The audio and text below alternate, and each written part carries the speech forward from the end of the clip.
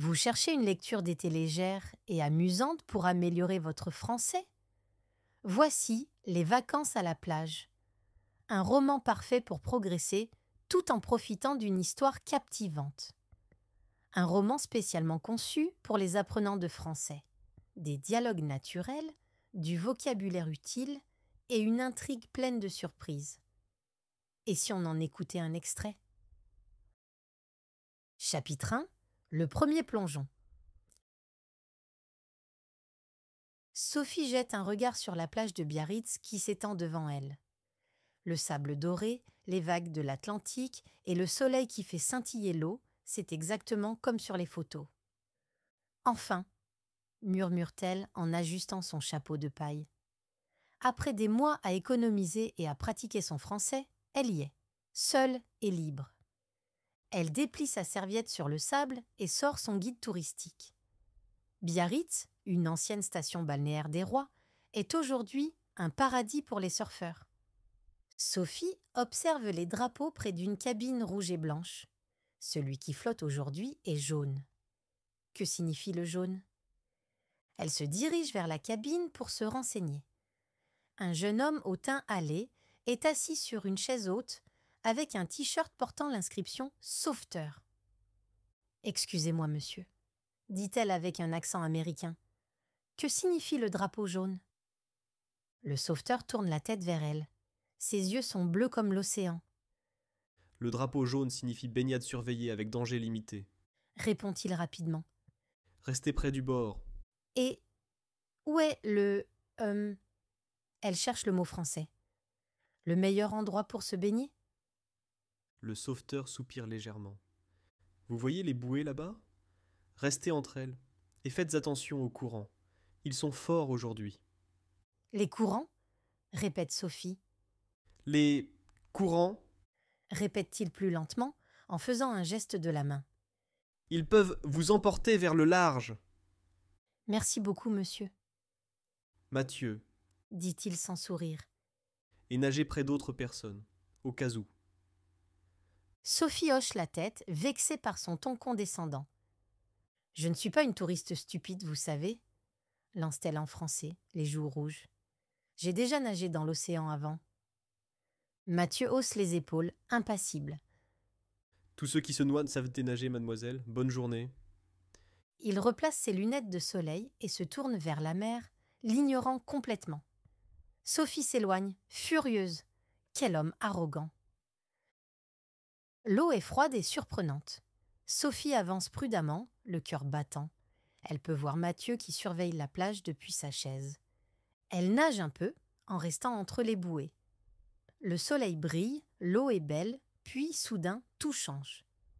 Une force invisible saisit ses jambes, l'eau ne la caresse plus. Elle l'arrache de la sécurité. Le rivage s'éloigne à une vitesse terrifiante. « Au secours !» crie-t-elle, la peur serrant sa gorge. « Help ! À l'aide !» Ses bras battent l'eau frénétiquement.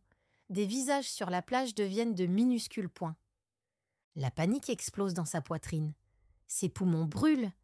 Une vague passe sur sa tête. Elle avale de l'eau salée, tousse, suffoque. Ses jambes sont lourdes comme du plomb. « Je vais mourir ici », pense-t-elle, ses forces l'abandonnant complètement. Soudain, un éclair de mouvement fend l'eau à côté d'elle.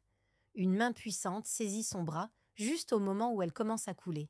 « Respirez. » ordonne une voix autoritaire près de son oreille. « Regardez-moi. » C'est Mathieu. Ses yeux bleus, intenses et déterminés, sont maintenant la seule chose qu'elle voit. Il tient une bouée orange brillante entre eux. « Accrochez-vous !» commande-t-il. « N'abandonnez pas. » Sophie s'agrippe à la bouée avec l'énergie du désespoir. Mathieu coupe l'eau comme un dauphin, son corps fort luttant contre la puissance du courant qui voulait l'emporter vers la mort. Quand ils atteignent enfin le rivage, Sophie s'effondre sur le sable, tremblante et haletante. Ses poumons brûlent, sa vision est floue. Des silhouettes se précipitent autour d'eux, des voix excitées parlent toutes en même temps. « Écartez-vous, donnez-lui de l'air. » La voix de Mathieu domine le chaos. Il s'agenouille à côté d'elle, son visage transformé par l'inquiétude. Respirez lentement. dit-il doucement, une main sur son épaule. Vous êtes en sécurité maintenant. Des larmes de soulagement et d'embarras coulent sur les joues de Sophie, se mêlant à l'eau salée. Elle essaie de parler, mais ne peut que tousser.